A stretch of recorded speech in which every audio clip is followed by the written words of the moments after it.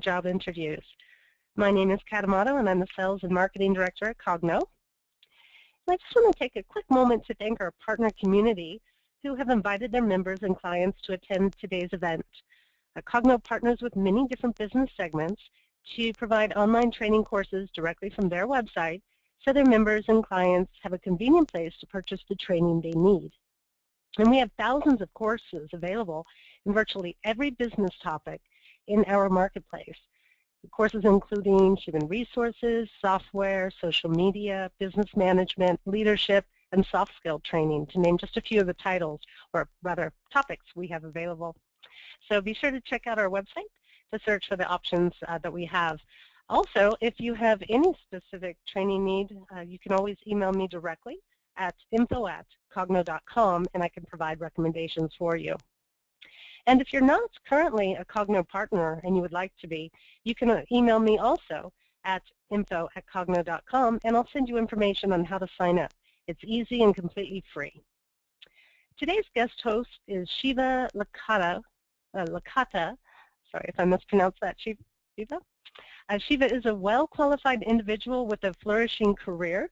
He has a bachelor's degree in mechanical engineering from India and an MBA from the University of Florida. Shiva is currently based in Charlotte, North Carolina. And after his share of difficulties in his early life, Shiva changed his outlook on life and found a way to success and happiness. So the courses that he has on personality and career development were developed by him to share his philosophy and spread the simple, effective method of achieving success, personal fulfillment, and the ultimate diamond ring, true happiness. So I'm going to turn over the controls now to Shiva, and welcome, Shiva. Hello, Kat. Hello, everyone. Thank you for joining this webinar, and I really appreciate all of you taking your time out of your busy schedule for this. My name is Shiva Lakota, and as Kat Amato mentioned, I am based in Charlotte, North Carolina. I am employed full-time at Bank of America. However, I have developed these courses in my individual capacity, and it has got nothing to do with my employer. I have, as Kat mentioned, that I have had my share of difficulties in my earlier career, and over time I learned that you need to possess or develop some skills in order to move up in your career and life. And during my experiences, I had the opportunity to interact with different people, and over time I gathered some information that helped me develop these courses.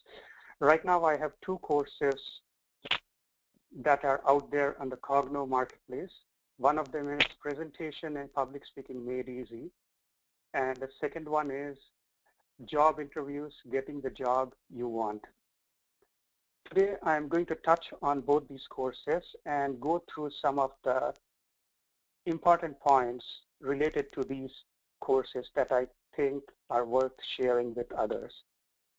I hope you like this and go out of this presentation with some useful information. Now, before I would first talk about presentation. Before I start, I would like to mention that before you start thinking of improving your presentation skills or your interviewing skills, or if you think you are at a stage in your career where you want to make a move, and then you need to improve certain skills. One is the interviewing skills and the presentation skills. Now, as you go about your preparation, keep one thing in mind. You are initially competing with yourself and not with someone else. It is very important to keep this in mind, because once you think that I may not have the skills that I need to move up, and I have to compete with so many people, some of them are so good and so on, you are entering the whole thing with a negative mindset, and that is not helpful. What you need to do is to find out where you stand now, and then note down your strengths and weaknesses, and then find out where you need to improve. You set a benchmark for yourself, and the benchmark should be a reasonable and realistic one. And then you take the first step. As you start practicing and working on developing your skills and overcoming your weaknesses, you will notice improvement over time. And when you attain your benchmark, then you need to raise the bar. And as you make progress, you will start enjoying the whole process, and it will be fun. Now, let me begin the topic of my presentation. Now, we all know that one of the major differentiating factors between extremely successful people and not so successful people is the ability to communicate effectively. Successful people almost always have the ability to get their message across to others. For example, a salesman closing a big sale, a businesswoman negotiating with a client, or even a public representative getting a bill passed in legislature. All these acts are characterized by one important characteristic, and that is good communication. Now, in the examples mentioned above, the modes of communication are different. The salesman makes use of sales pitch. The businesswoman exhibits negotiating skill. And the politician employs oratorical as well as negotiating skills. And these skills are all characterized by good communication with the audience. Now, when it comes to interpersonal communication, in today's world, it is not feasible to avoid communication. No matter what profession you are in, even if you own your own small business, or even, for example, someone working in a gas station, they all need to be able to communicate with their clients. And the better you are at communicating with someone else, the more confident you will be in your abilities, and the chances of you moving up are that much more. Now, good communication is a big part in school, then in job interviews, and at various turning points in your career. Now, if you possess good communication skills, you can definitely go places. Now, if you want a career that requires you to make good presentations, that requires you to make a lot of presentations, you have to take the hard way out and grind it out. You cannot become a good speaker overnight. You have to work at it. You have to take the hard way out, and you have to spend some time at it, and then you will start seeing the success. So and throughout your journey, make sure that you are competing with yourself. Of course, in due course of time, you will compete with others. But when you set the benchmark for yourself, you will have more fun doing it. And in the process, you will be able to take on competition. Now, when it comes to presentation or public speaking, one issue plagues quite a few people, in fact, a lot of people, and that is stage fright. Now, we know where we stand. It is not uncommon for even experienced professionals to have their moments of anxiety when they take a stage. But if you are an inexperienced professional, one who hasn't had the opportunity to make a lot of presentations, your anxiety levels are much higher, and chances of you thinking that you might suffer from stage fright are also higher. So I would like to talk something about the stage fright. Now, if you feel that you will get nervous when you step onto the stage, the most important thing is do not step onto the stage unprepared, because a bad experience can have a long-lasting impact. Now, stage fright is a psychological problem, and it is caused by negative thoughts that linger at the back of your mind. And it could be for a number of reasons. Now, since it is not possible to get rid of negative thoughts at one go, this issue needs to be handled delicately. There is no easy solution, and the road can be a long one. However, with practice, you will get better. And my intention with my lessons is to make this journey a pleasant experience and not a tiresome ordeal. So as you keep practicing, the improvement will show over time, and in due course, you will be surprised at how well you get at it. Your effort will prove worthwhile, but important thing is you have to make the effort and put in the hard work. Now, when it comes to stage fright, the negative thoughts can occur for a number of reasons.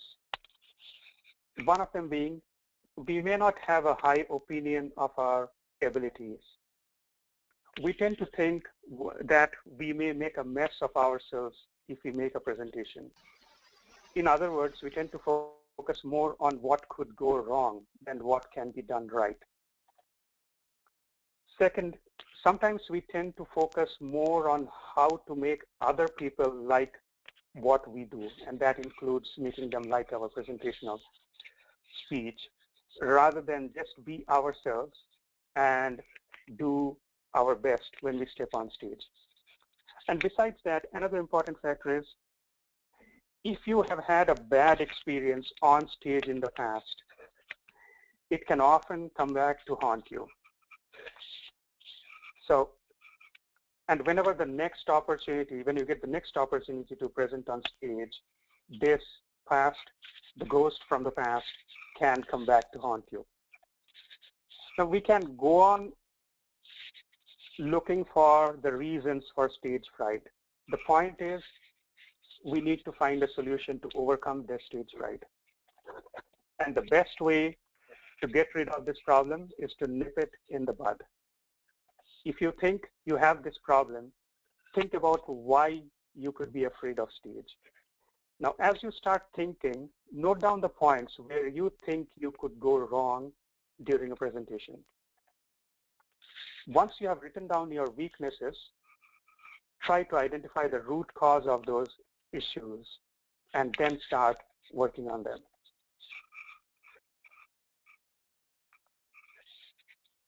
Now, one of the ways to tackle this problem is to practice, and when you practice, pretend that there will be no audience for your presentation. I mean, you have to think that way. You have to think that you are just making a presentation and there will be no audience. When you start thinking that way, you will start feeling better. Now, when there is no audience, effectively, you are your only audience. Now, are you afraid of yourself? Are you afraid of yourself performing? Now, if not, simply practice your presentation, the one that you think you will deliver during an actual live event. Now, if you are nervous, if you still feel nervous, then what you should do is prepare a script or a story and then practice it by telling yourself the story. Do it a few times. You may feel uncomfortable doing that initially, but once you do it a few times, you will start feeling better. Now, after you have practice this way for some time, record your presentation. And when you listen to your recorded presentation, you will discover your shortcomings. Now you can start working on them one by one. And as I said, practice is the key. As you keep practicing, you will get better and you will feel more confident. And you will also start enjoying the whole process. Now, once you have listened to your recorded presentation and you have noted down your shortcomings and worked on them, the next logical step would be to perform in front of a mirror. Now, when it comes to performing in front of a mirror, keep this in mind. It is one thing to stand in front of a mirror to get dressed, but it's an entirely different thing to stand in front of a mirror and make a presentation. Now, when you start doing that, you may notice that some of your hidden fears are starting to manifest, but you shouldn't really care. The worst outcome in this exercise is that you will embarrass yourself in front of your mirror image. Now, it shouldn't matter that much. It can happen to anyone. So keep practicing this way. This can be a painful process initially, but it will help you watch yourself in live action, and it will add a new dimension to your self-critique. So the next step, once you have started practicing in front of a mirror, make sure you do not spend more than a few days on this exercise, and on the days when you practice, make sure that you do not spend all your time on it. Practice every day while you are doing it, but do it at random times without setting any specific schedule for it. The reason being, when you set a time of the day for this exercise, then just before your scheduled time of practice, you may start thinking a lot of negative thoughts, which may once again create a psychological barrier that inhibits your performance. However, if you practice at random as an impromptu exercise, the chances are you will practice with a free mind.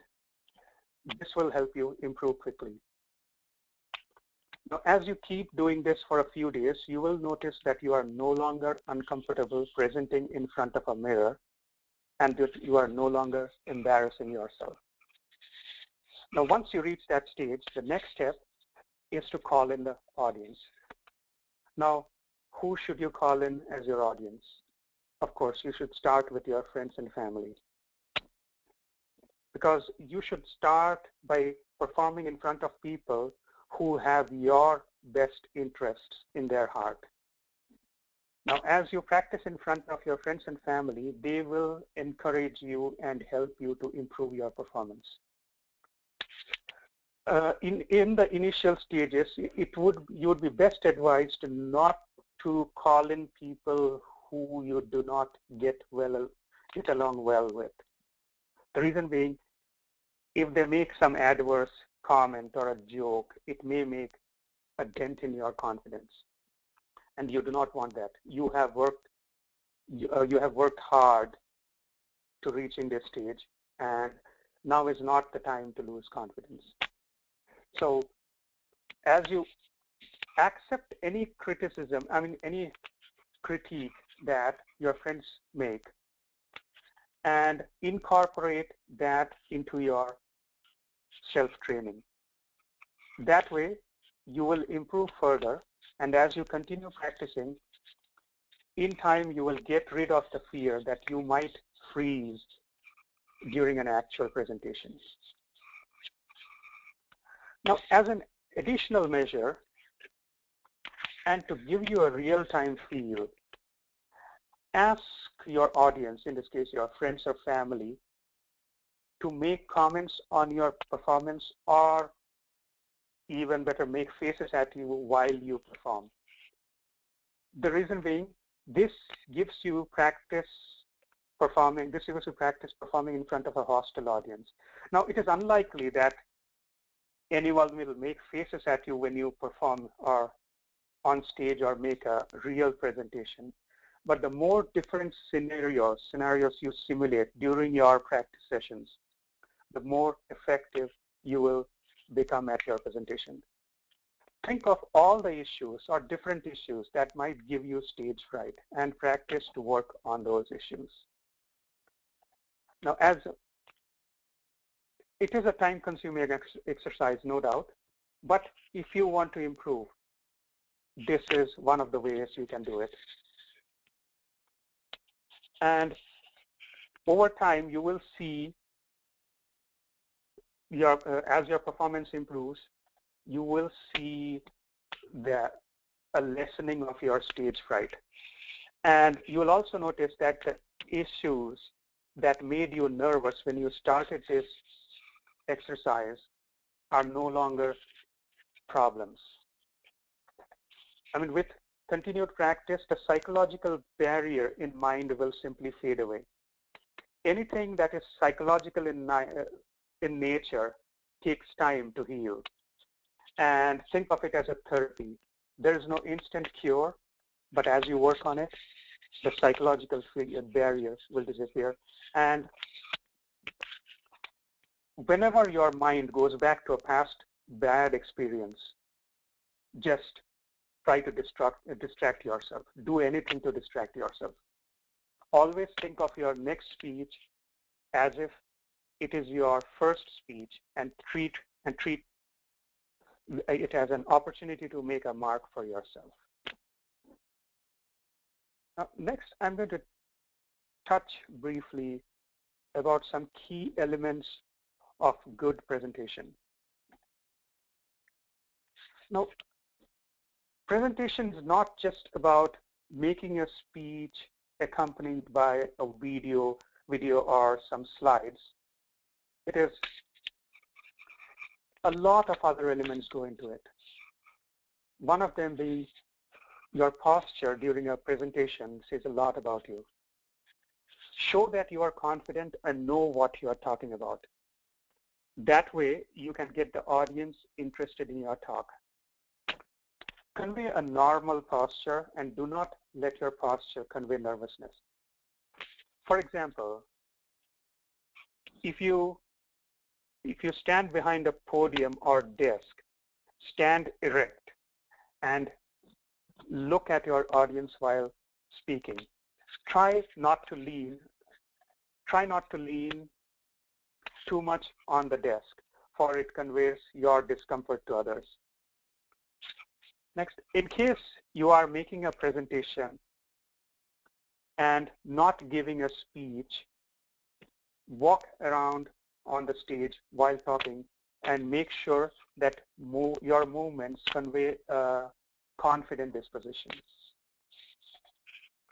Now, you will often notice that when some people make a presentation, they have their shoulders which are drooping, and that doesn't show that you are confident. So try to avoid that posture. Now, apart from your posture, another important aspect is a pleasant demeanor. In fact, a pleasant demeanor is always welcome anywhere, and all the more so during presentations.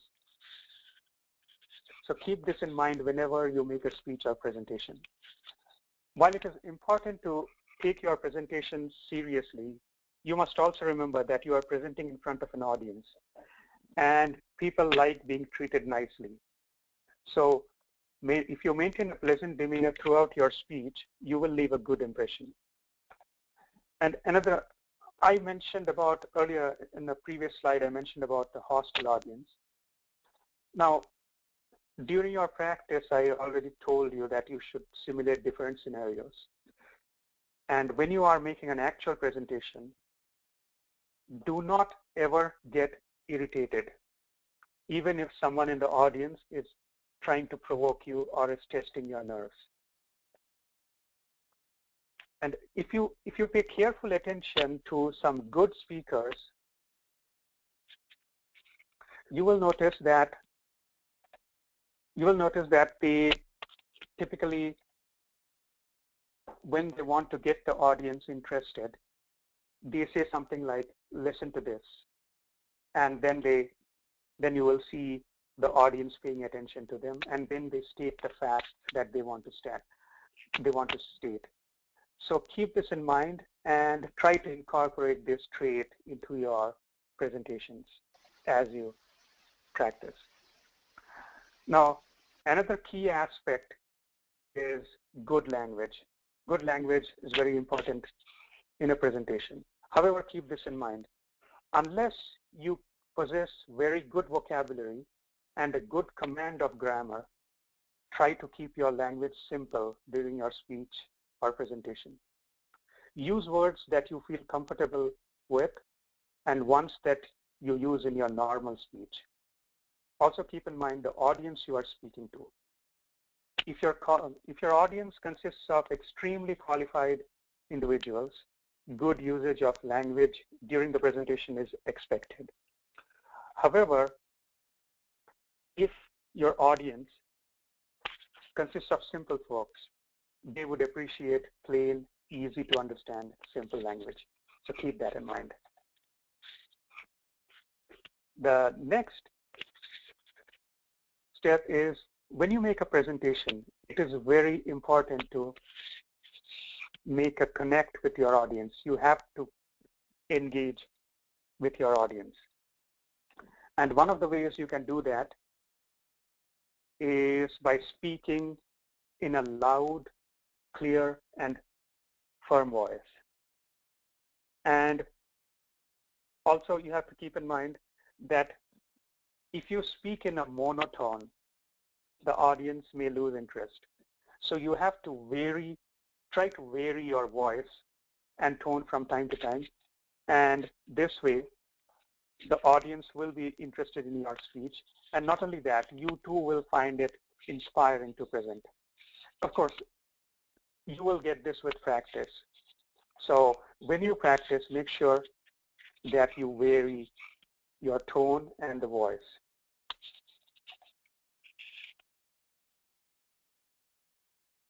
Now, I already mentioned about posture and language. Now, body language is also a key component of good public speaking.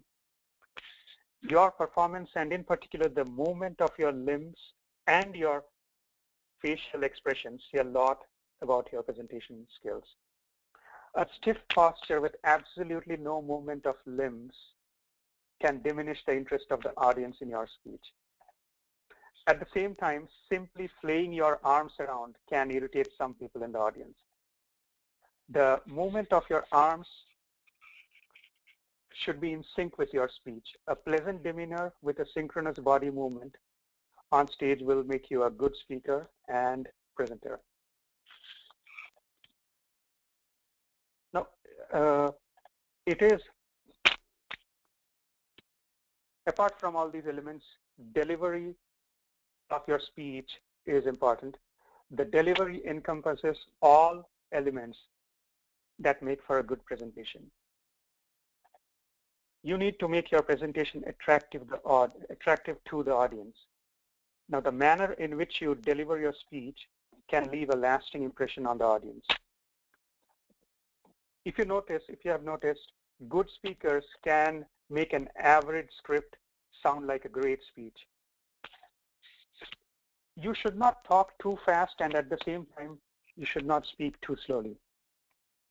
Speak crisp and clear in a voice that is not too loud, but audible to everyone in the audience. And back up your speech with good body language and facial expressions, and also vary your voice and tone, and most important, show passion for what you are saying. That will leave a lasting impact.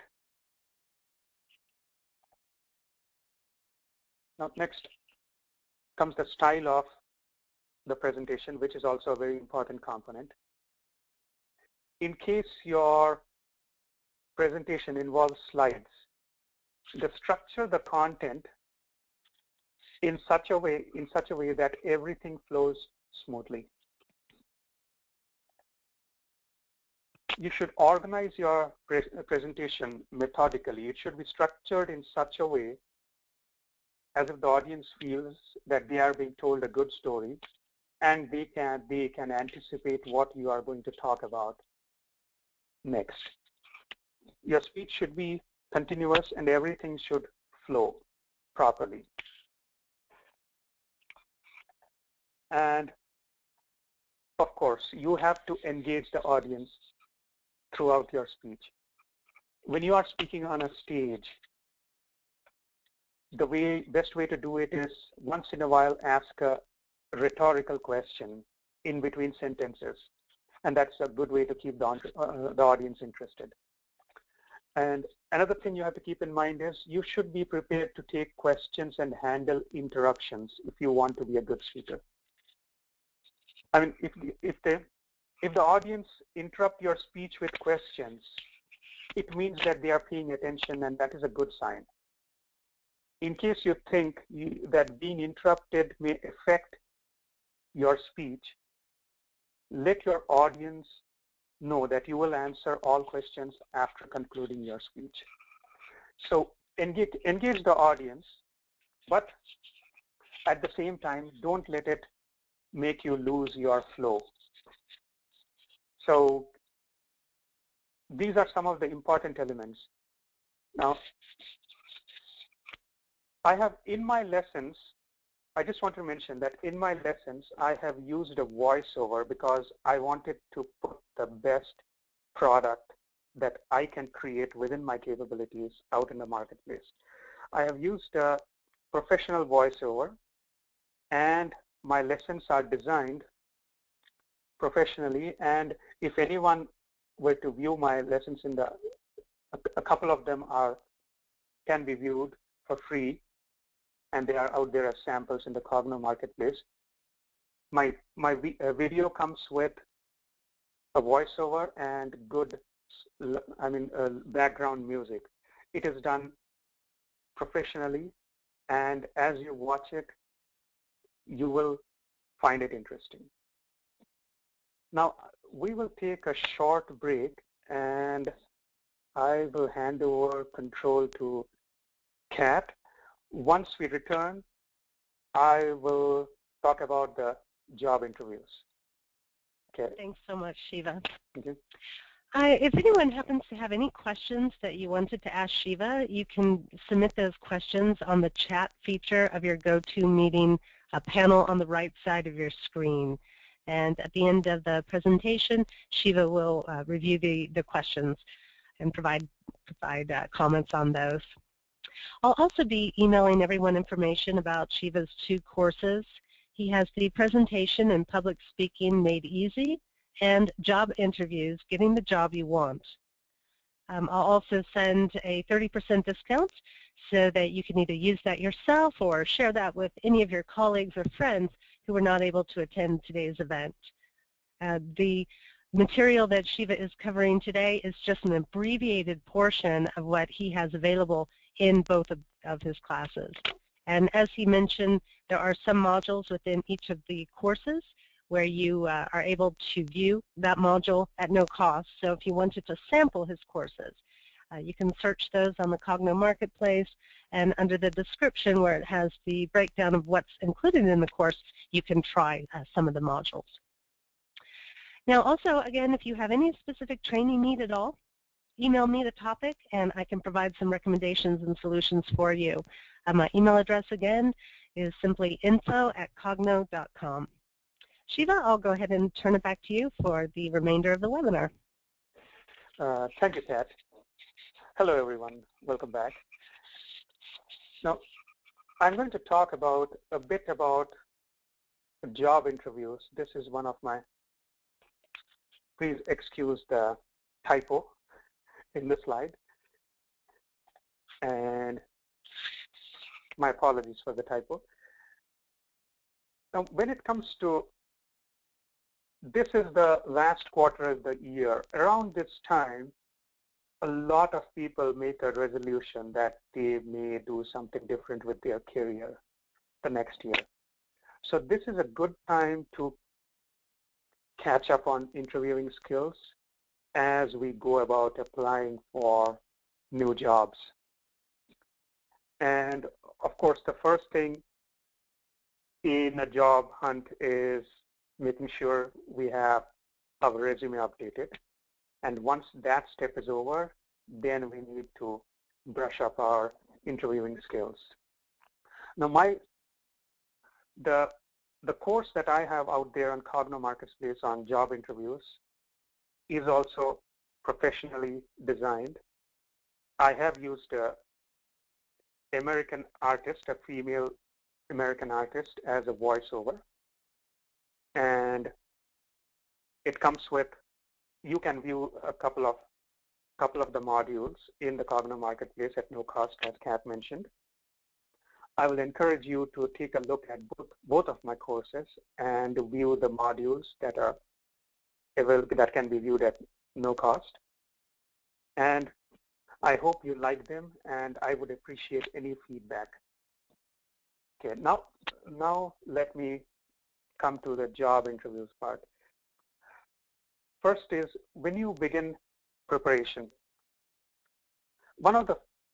If you notice, whenever you go to a new company for an interview, you are a complete stranger to the interviewer. Now, what do you think, before that, I would like to mention one important thing. And even before you start your interview preparation, you need to know your resume inside and out. You need to know everything that you have put on your resume. A lot of questions an interviewer asks during your interview will be more or less based on your resume. So keep this in mind. It is very important to know your resume inside and out before you attend any interviews. This is a crucial fact. And then, now let me come back to one of the introductory questions of a job interview. Now, when you enter into your interviewing room, you are a complete stranger to the interviewer. I mean, no doubt they have seen your resume and they know about you based on what's mentioned in your resume. But they would like to know about you. So typically, one of the first questions we often get asked is, tell me something about yourself. Now, this can be a make it or break it question. This is your chance to advertise yourself and grab the attention of the interviewer. You need to have an answer ready for this. So before you go for an interview, prepare a short description of yourself. Now, keep the following things in mind when you prepare for this. The most important thing is the time. How long do you think you should take to answer this question? Typically, they see that the attention span of a human being is about 90 seconds. If you say something and try to feed some information to a human being, their attention span is about 90 seconds. So when you answer this question, when you are telling them about yourself, try to make your response, say, not more than 60 to 75 seconds long. Yeah, you can go up to 90 seconds, but when you keep it in your practice, if you keep it below 75 seconds, I mean, you will do a pretty good job. Because the longer you take to respond to this question, you will be feeding too much information to the listener, in this case, the listener could be the hiring manager or the recruiter. So in this short period of time, you should give a brief answer, and at the same time, you should give them enough information about yourself that makes them look up to you. You can do it by, you can use 5 or 6 short sentences in a brief introduction. And the key point is to talk slowly but clearly and confidently. And you need to reinforce your strengths to the hiring manager. One important thing is, do not mention anything that is already on your resume. Now, when you go to an interview, your resume would have already been read by the interviewer. Some of them may even have made notes about you based on your resume. So anything that you say in your answer, and if it is already there on your resume, it's like you are repeating yourself, even though you are meeting the person for the first time probably. So keep that in mind. You want to mention something that advertises you, that promotes you, that markets you, and something which the interviewer doesn't know about you yet. So you can start with a sentence about your experience and educational qualifications that make you a good fit for the position. Now, if you read this example, it mentions 2 important things about you. One, it tells the hiring manager about your work experience, and 2, it outlines how your educational qualification is relevant to the job that you are interviewing for. Ultimately, you have to keep in mind what you are interviewing for, and you are trying to sell yourself as the candidate who is the best fit for the position.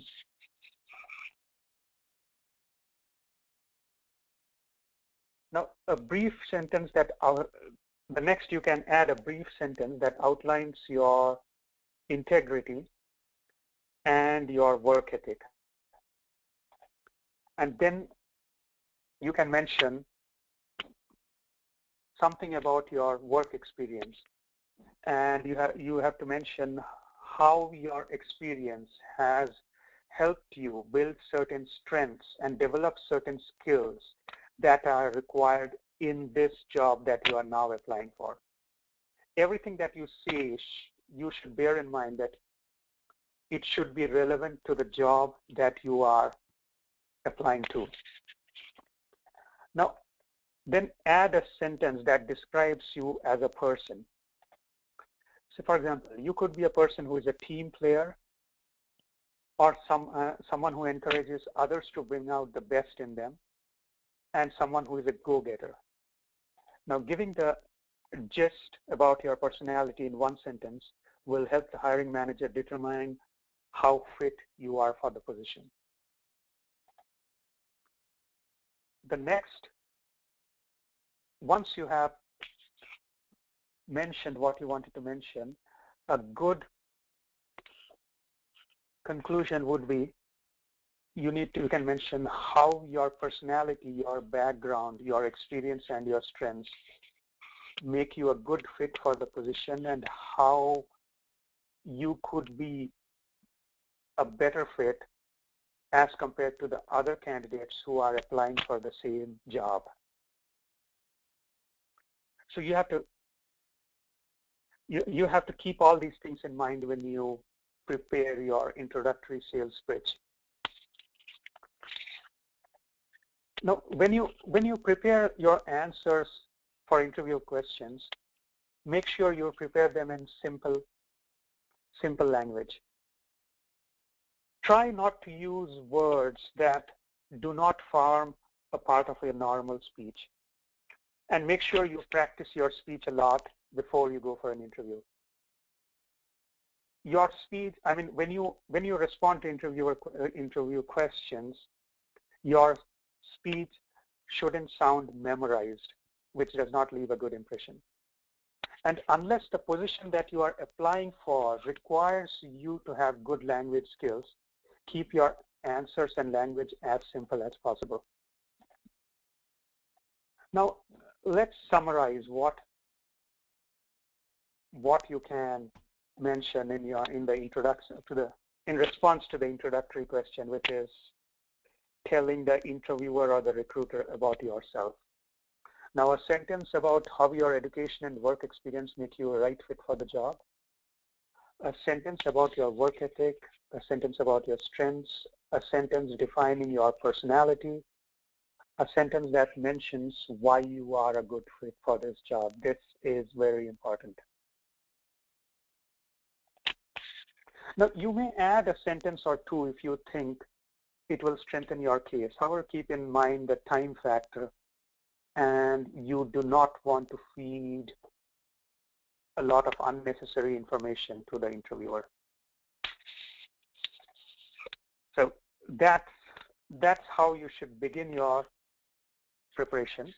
And then you do your that is a must. The first thing you need to prepare before going for an interview is an answer to the question that tells the others about yourself.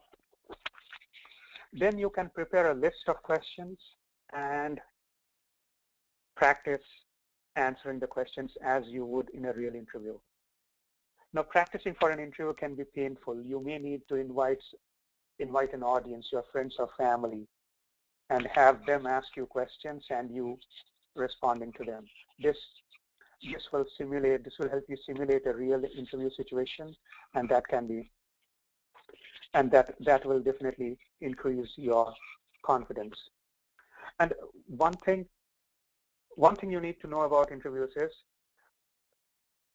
no matter what question you are asked, every question can be interpreted to mean, why should we hire you? Why should we hire you? So no matter what question you are asked, every answer, your answer should help the interviewer understand why you are the best fit for the job and how do you stand above your competition. So why should we hire you? Ultimately, that is the question that matters most, and all questions can be interpreted to mean that. So whatever you prepare, keep the position that you are applying to in mind. No matter what answer you give, it should be relevant to the position that you are applying for. And when you keep that in mind and prepare accordingly, you would definitely make a positive impact, and the chances of you getting hired to your dream job maximize. So keep that in mind. So I wanted to touch briefly on behavioral questions. Kat, do we have the time, or? Yes, we do. We have just about 10 minutes left.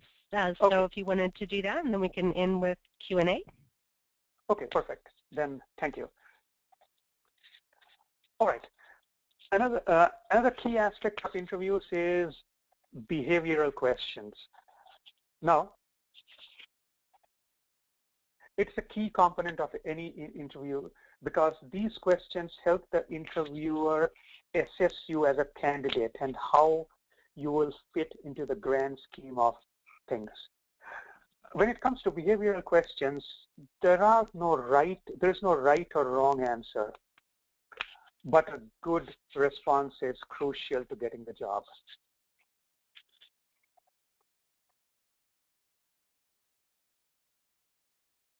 Now, when it comes to, I would like to mention some key aspect while preparing for behavioral interviews.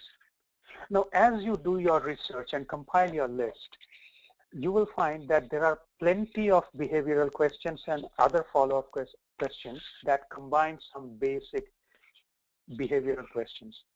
Now, you can find hundreds of behavioral questions.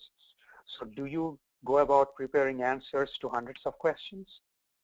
It may seem like a good idea to prepare answers to as many questions as you can, but it definitely is not the most efficient way to prepare for an interview.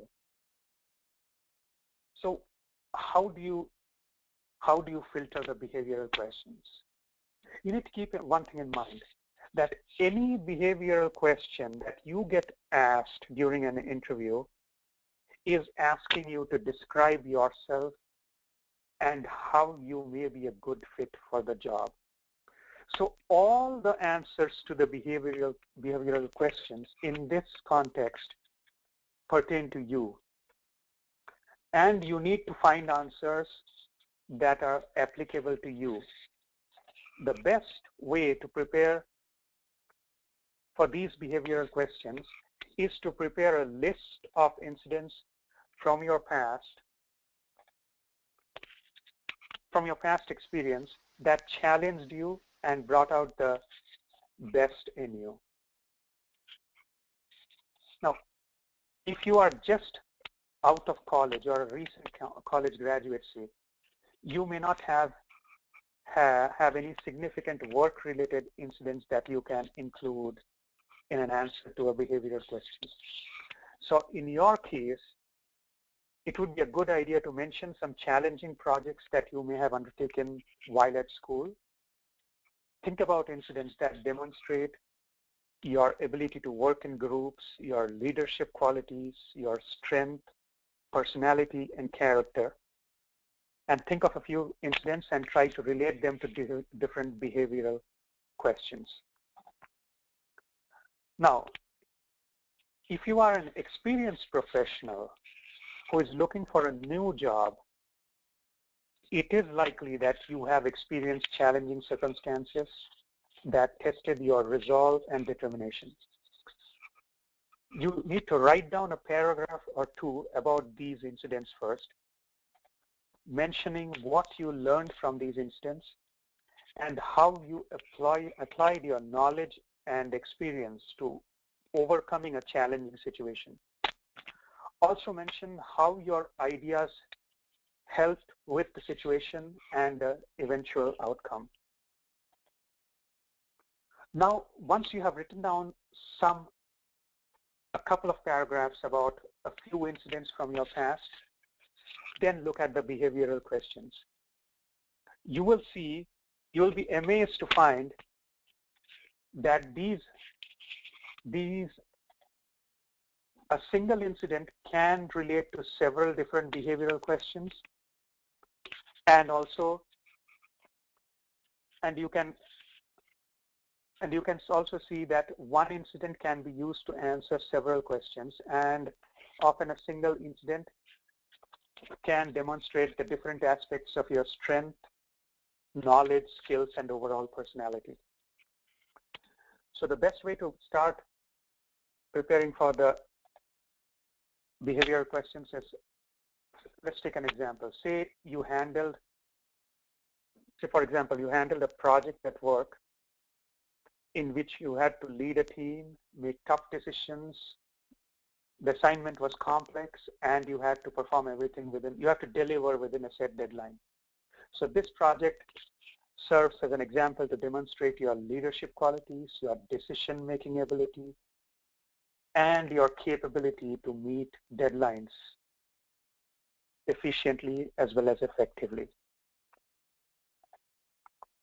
Now, during a single interview session, it is highly unlikely that you will be asked more than a handful of behavioral questions.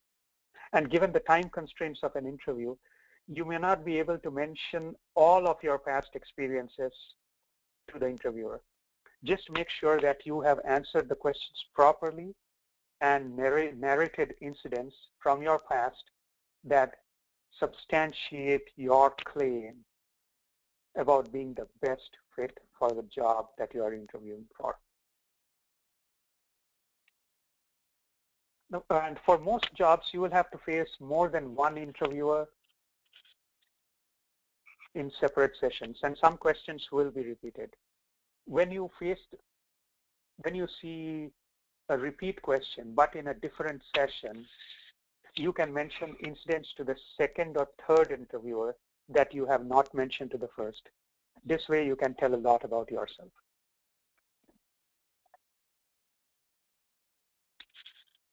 And also keep in mind that when you are preparing answers to possible behavioral questions, you do not have to make up stories. if you dig into your past, you will find plenty of incidents that can be used to substantiate your claim. I mean, even if you haven't achieved anything extraordinary, there will still be incidents that gave you a feeling of accomplishment when you performed, when it happened. So list out the incidents that gave you a feeling of accomplishments, and often that is good enough to get the job done, which in this case is getting your dream job or the job that you applied for.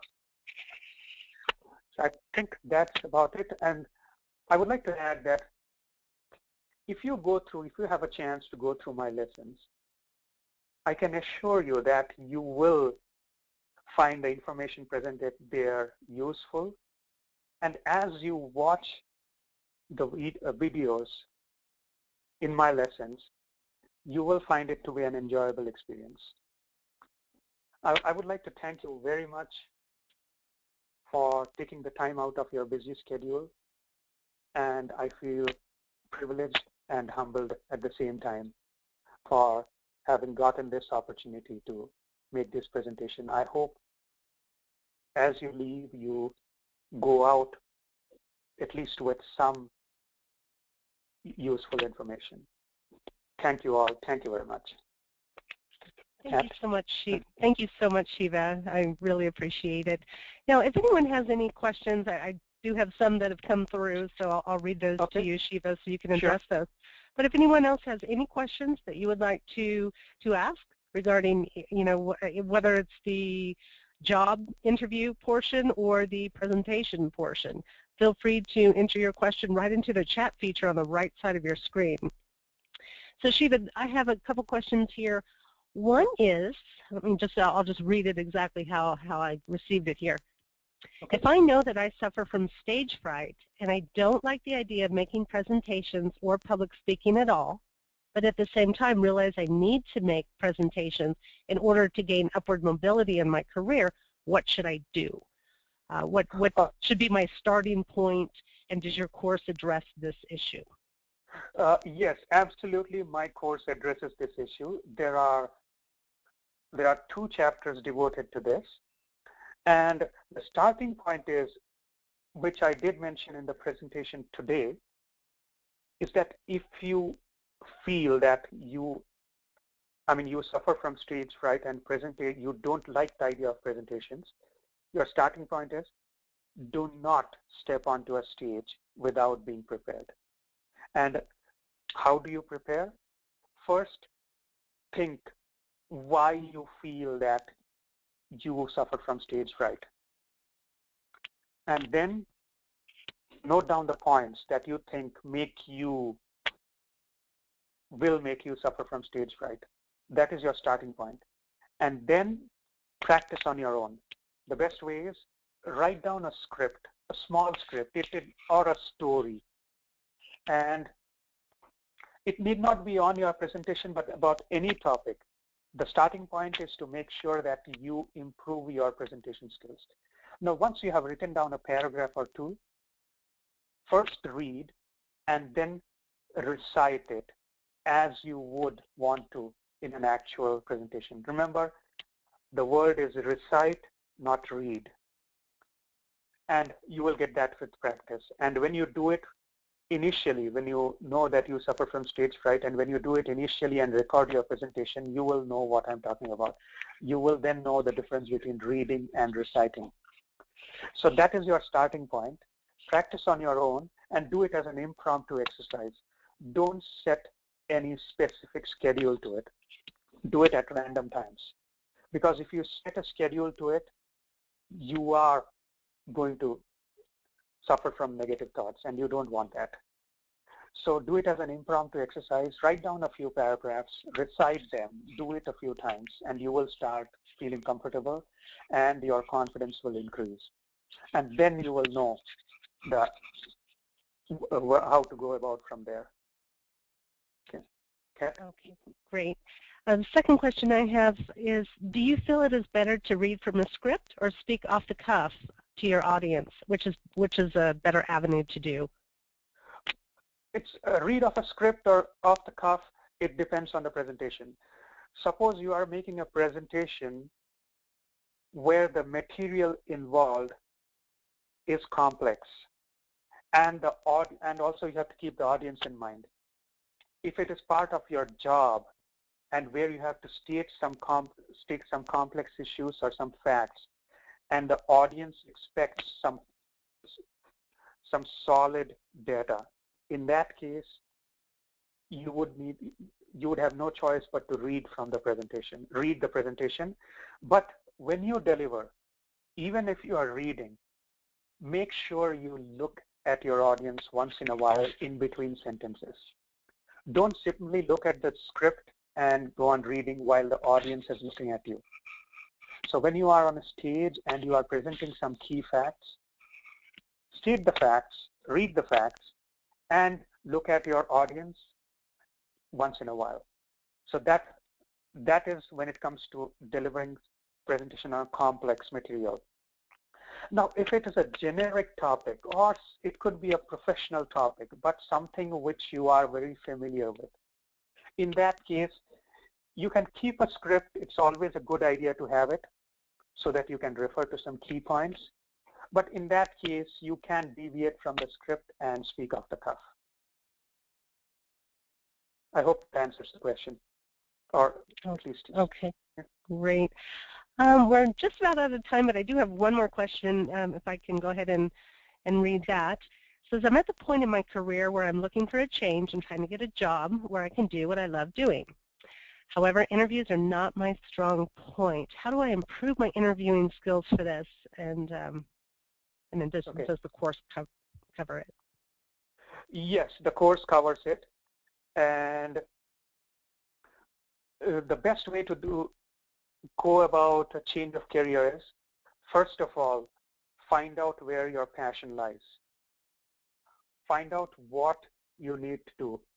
Many of us ignore this crucial aspect before we look for a job. One of the things that we think about is, okay, a new job may give me a pay hike.